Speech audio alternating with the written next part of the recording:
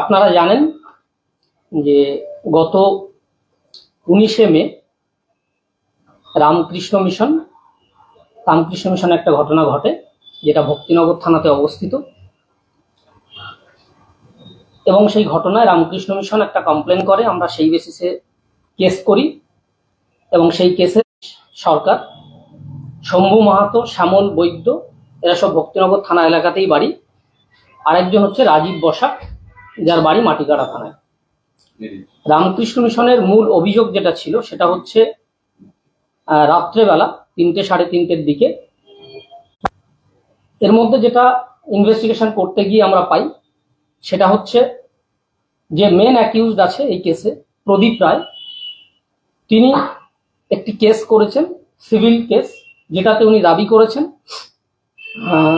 যে রামকৃষ্ণ মিশনের যে জমিটা আছে সেই জমিটা ওনার, সেটা উনি উত্তরাধিকার সূত্রে পেয়েছেন। টুকরা সিং বলে একজন আছেন, সন্তান ছিলেন, তাই হিন্দু আইন মোতাবেক এই সম্পত্তি তার কাছে আসবে।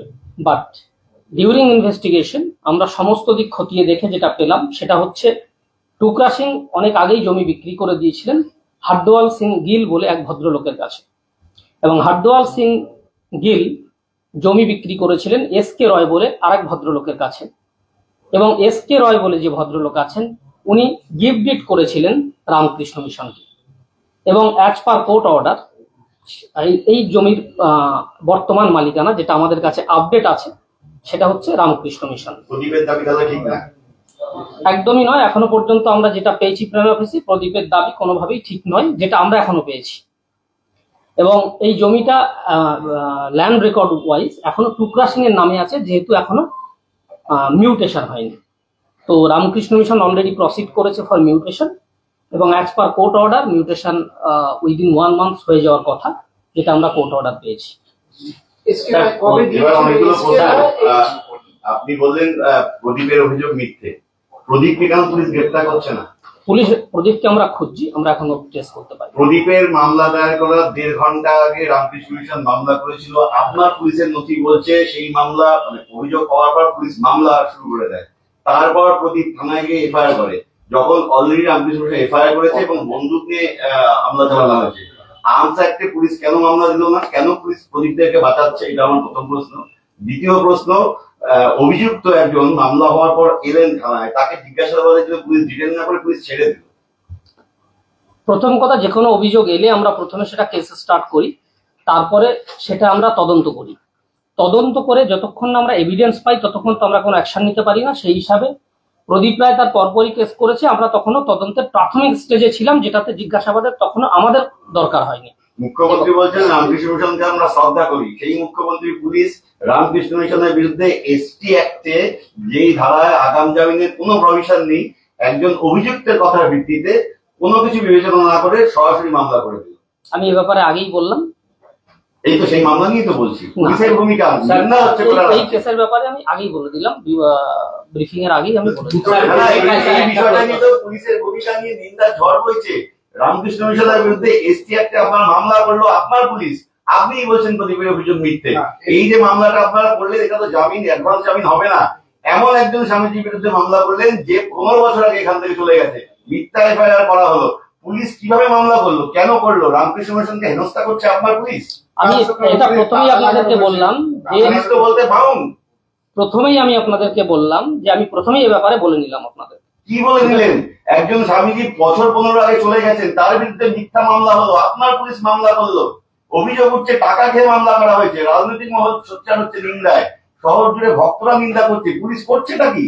পুলিশ তো আইনের শাসন করবে। আপনি চেয়ারে বসে আছেন, সুপিরিয়র হয়ে বলছেন মিথ্যা মামলা দিবেন। আপনার থানা ওই অভিযুক্তের বয়ানের ভিত্তিতে মিথ্যা মামলা হলে আমরা যেটা মিথ্যা হবে আজ পারলো আমরা ব্যবস্থা নেব। এসসি/এসটি প্রিভেনশন অ্যাক্টে মামলা করেছে, আপনারা ওনার কাছে গিয়েছিলেন, ওনার কাছ থেকে কোনো রকম এসসি/এসটি সার্টিফিকেট পাননি। এখনো পর্যন্ত মামলা প্রাইমারি স্টেজে আছে, এ ব্যাপারে আমি এখনই কিছু বলছি না। আপনারা তো মামলা করে দিয়েছেন, কিন্তু এসসি/এসটি সার্টিফিকেটই ওনার কাছ থেকে পাননি, আপনারা যখন গিয়েছেন পাননি। দেখুন, বললাম যে এ ব্যাপারে আমরা ডিটেলস নিয়ে পরে আপনাদেরকে বলবো। যেই আত্মকের ব্যাপার উঠছে রামকৃষ্ণ মিশনে, সেখানে দেখা গেল গালা লাগিয়ে সিল দেওয়া আছে, সেখানে লেখা রয়েছে DK, অর্থাৎ সরকারি ভাবে যদি সেখানে সিলমোহর দেওয়া হয়, গালা লাগানো হয়, কেন হলো? এই গালার উপরে গালা লাগানো কি কোর্টের অর্ডার ছিল? সেখানে আমি এটাও করছি, ডাকাত এলো, ডাকাতি করে গেল, পুলিশ ডাকাতকে ধরলো না, উল্টো যার বাড়িতে ডাকাতি এলো তার বাড়ি সিল করে উচ্ছেদকারীরা যে উদ্দেশ্য ছিল পুলিশ সেই উদ্দেশ্যকে সাধন করলো। সেখানেও সরকারি একটা ব্যাপার আপনাদেরকে জানিয়ে রাখি, এরপরেও থানার বিরুদ্ধে কোনো স্টেপ হবে না। একটা জিনিস আপনাদেরকে জানিয়ে রাখি যে এই যে প্রপার্টিটা আছে, প্রপার্টির উপরে কিন্তু স্ট্যাটাস কো মেনটেন করা আছে। এক্স্যাক্টলি সেই স্ট্যাটাস কো আছে, রামকৃষ্ণ মিশনের পজিশনে এই জমি আছে ফর দ্য লং টাইম ধরে, সেটা নিয়ে স্ট্যাটাস কো আছে। পুলিশকে কোন অধিকার দেওয়া হয়নি জমি সিল করার? কে অধিকার দিল বলুন? একদম তাই, পুলিশ সিল করেনি তো। আমার কাছে বলে আছে পুলিশ সিল করেছে। বলে দিই, পুলিশ ওখানে সিল করেনি, যেহেতু রামকৃষ্ণ মিশন একটা কমপ্লেন করেছে যে ওখানে একটা ঘটনা ঘটেছে, পিও যাতে ডিস্টার্ব না হয় তার জন্য পুলিশ তালা লাগিয়েছে। এটা তালা লাগানো হয়েছে, পিও যাতে ডিস্টার্ব না হয়। গালা লাগানো হয়েছে ওখানে, গালা লাগিয়ে সিল করা আছে, আপনি বলছেন সিল হয়নি, আপনার ডিসিপি বলছেন সিল হয়েছে।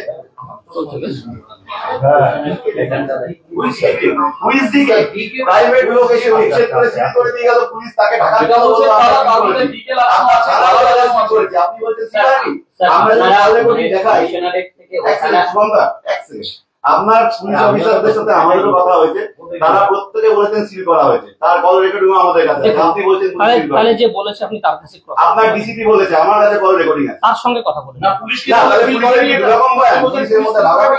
যেটা আমি বলছি যে ওটা যেহেতু রামকৃষ্ণ মিশনের কমপ্লেনে ওখানে একটা ঘটনা ঘটেছে, ওটা তখন আমাদের প্লেস অফ অকারেন্স যাতে ডিস্টার্ব না হয়, আপনি চাপে পড়ে বলছেন প্লেস অফ ডিস্টার্ব যাতে ডিস্টার্ব না হয় তার জন্য আমরা ওটা তালা লাগিয়েছিলাম, এবং প্রপার মানে অ্যাজ পার ল আমরা নেক্সট যে ব্যবস্থাটা নেওয়া হবে সেটা নেওয়া হবে।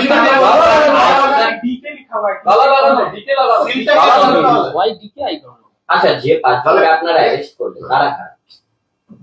বললাম, এক্ষুনি নাম বললাম। তাদের কারা নিয়ে এসেছিল বা কে তারা? রামকৃষ্ণ মিশনের অভিযোগে যে প্রদীপ রায় এবং আরো 10-12 জনের নামে অভিযোগ ছিল, প্রদীপ রায়কে আমরা এখনো পাইনি, কিন্তু আরো 10-12 জন যেটা বলা হয়েছিল তার মধ্যে আমরা এই 5 জনকে। এটা ইনভেস্টিগেশনের বেসিক পার্ট, সবগুলো আপনাদের কাছে ডিটেইলস বলতে পারবো না। প্রদীপ রায় কি পলাতক? আপাতত থানায় তো এসেছিলেন, সেটা তো জাস্ট ওই দিন, তারপরে আর পাওয়া যায়। তাহলে এই যে এত কিছু হলো, তাহলে কি ওই থানার আইসির বিরুদ্ধে আপনারা কোনো রকম স্টেপ নিচ্ছেন? এটা আমাদের ইন্টারনাল ম্যাটার, না বিভাগীয় হচ্ছে কিনা এটা আমাদের ইন্টারনাল ম্যাটার আছে, যেটা আমি আপনাদেরকে একটা বিষয় দাঁড়াচ্ছে না যে যখন রামকৃষ্ণ মিশন এফআইআর করে গেল, ঠিক তার ঘন্টা দেড়েক পরে এসে প্রদীপ রায় এফআইআর করে গেল, যখন তার কাছে যার বিরুদ্ধে অভিযোগ এফআইআর করে গেছে রামকৃষ্ণ মিশন, সেই ব্যক্তি আবার থানায় এসে এফআইআর করছে, তখন তাকে ধরা যেত না? একই জিনিস আমি একটু আগে রিপ্লাই দিলাম। না, পুলিশ এই নেক্সাসে জড়িয়ে পড়েছিল বলে স্পেসিফিক অভিযোগ বিভিন্ন মহল থেকে উঠছে, শাসক দল অভিযোগ তুলছে, কি ব্যবস্থা আপনারা নিচ্ছেন? কোনো তদন্ত হবে? তাহলে আমরা ইন্টারনালি ইনকোয়ারি করে দেখবো, যদি এরা থাকে আমরা নিশ্চয়ই। আর এই গালার বিষয়টা, তালা যে লাগানো, গালা সিল করা, বললাম তো আপনাকে, সেই সিল কি খুলে দেওয়া হয়েছে? হ্যাঁ, সে তো আইও নিশ্চয়ই খুলে দেবে, কারণ সিল নিশ্চয়ই খুলে দিয়েছে। সাহেব, একটা প্রশ্ন যেটা হচ্ছে যে এই মুহূর্তে কি পুলিশ প্রশাসনের পক্ষ থেকে যেমন সিল খোলা হয়েছে বা খুলবেন যে কোনো বলছে, সেখানে কি কোনো পুলিশ টিকেটিং এর ব্যবস্থা হচ্ছে কিনা? পাশাপাশি যে সকল আবাসিক ওখানে ছিল তাদেরকে ফিরিয়ে এনে নিরাপত্তা সুনিশ্চিত করবেন কিনা, কি বলবেন? দেখুন, স্ট্যাটাস কো মেনটেন করা ছিল, কেস হয়েছে, যাতে ফার্দার কোনো ঝামেলা না হয় তার জন্য অলরেডি আমরা পুলিশ পিকেট ওখানে বসিয়ে দিয়েছি 24 আওয়ার্স, ফার্দার যাতে ঝামেলা না হয়। এবং কেসটার প্রাইমারি এনকোয়ারি ওখানে আমাদের যখন শেষ হয়ে যাবে, আমরা নিশ্চয়ই তার পরবর্তী যে গ্রুপটা ধরেছেন, এর আগেও এই গ্রুপ বিভিন্ন ঘটনায় এই জমি দখল থেকে শুরু করে সেবক বিভিন্ন জায়গায় অপরাধে এই গ্রুপই জড়িত ছিল এবং তাদেরকে ভক্তিনগর থানায় গ্রেফতার করেছিল। ফের তারা তাহলে কি কোথাও কি মানে শহরে আইন এটা আমরা দেখবো। আমরা তো জাস্ট আমরা অ্যারেস্ট করে দিলাম অলরেডি,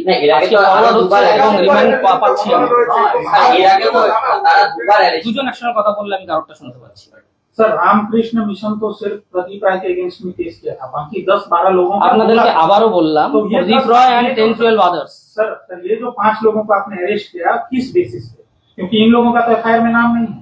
तो 10-12 अदर्स क्या है? नहीं, 10-12 अदर्स है, तो इन जो 5 को आपने अरेस्ट किया उसका बेस আপনি বেসিক ইনভেস্টিগেশনে ঢুকছেন, যেটা বলাই আছে 10-12 अदर्स, 10-12 अदर्स যে কেউ হতে পারে। আর্মস অ্যাক্ট দিচ্ছেন, আমরা দেখে নিচ্ছি। আমাদের এখন দেখুন, পর্যন্ত section আমাদের আপনার যে document আমরা আছে, প্রাইমারি নেই। নেই, আমসাক নেই।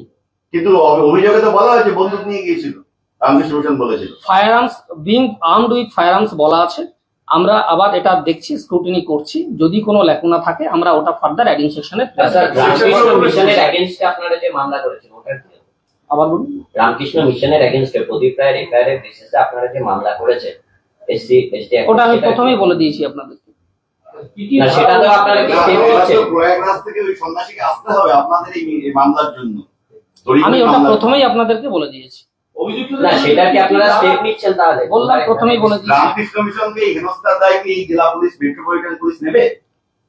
এই প্রদীপ রায় বলে এটা প্রেস ব্রিফিং এর পার্ট, মানে যেটা কোশ্চেন করছেন ওটা প্রেস ব্রিফিং এর কোনো পার্ট। 100 বার প্রেস ব্রিফিং মামলা জেলে হয়েছিল ঘটনাটা। ক্লিয়ার করতে হবে। মামলা জেলে এই ঘটনাটা ঘটলো।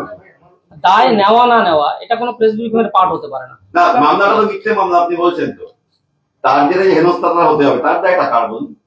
যেটা অ্যাজ পার ল যেটা আছে সেটা হবে।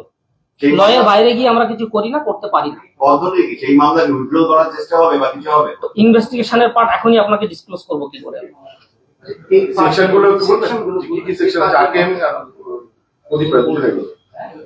স্যার দুটো কোশ্চেন। প্রদীপ বাবু যে মামলাটা বলছেন সেকশনগুলো সেকশন আপনারা থানা থেকে পেয়ে যাবেন। থানা থেকে আপনি ব্রিফ করছেন, বেসিক এটা তো বেসিক করে নিচ্ছেন, আমাদের সেকশনটা বলে দিন। 427, 427 মানে মুখ্যমন্ত্রী নির্দেশ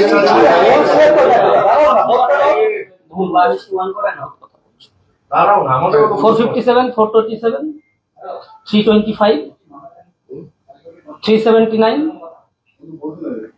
506, 120B IPC।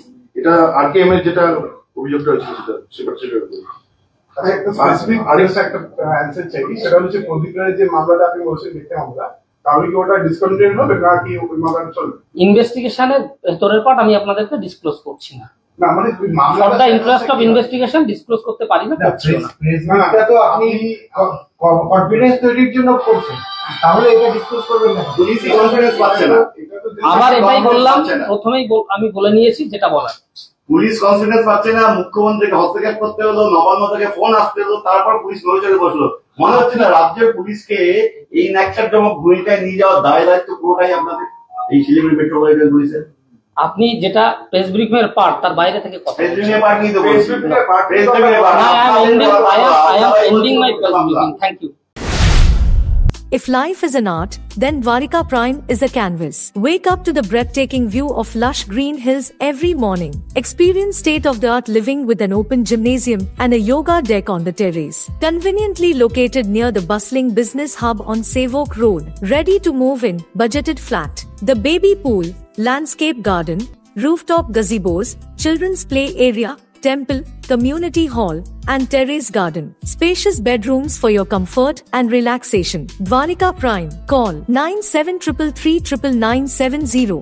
Dwarika Prime, where every detail is crafted to perfection. Can you believe this? क्या आप विश्वास करेंगे? दवाइयों में 22% तक की छूट। जी हाँ, सिलीगुड़ी फार्मेसी हर मेडिसिन में 22% छूट दे रहा है। साथ ही पूरे सिलीगुड़ी में फ्री होम डिलीवरी। सिलीगुड़ी के बाहर केवल 50 रुपए कोरियर चार्जेस। ऑर्डर करने के लिए फोन करें। अब मेडिसिन के खर्चे में बचत ही बचत। मंडे टू संडे सुबह 7 बजे से रात 12 बजे तक दुकान खुली है और यहाँ 99.9% मेडिसिन आपको मिलेगी। सिलीगुड़ी फार्मेसी में पॉलीक्लिनिक भी है जहाँ आपको सिलीगुड़ी के बेहतरीन डॉक्टर से संपर्क कर सकते हैं। सिलीगुड़ी फार्मेसी, नेताजी मोड़, सुभाष पल्ली। Contact number 9933990001। Hi guys, Tony Perry here from Windmill Lane Recording Studios in Dublin. I'm super excited to be visiting with you in Madavi Skills University to launch its Media and Entertainment School. We'll be launching a new program. It's one of a kind, it's a world-class audio program. It's in conjunction with MSU, Windmill Lane, with B4M and NHQ. This is going to be a fantastic program and look forward to seeing you all on the MSU campus.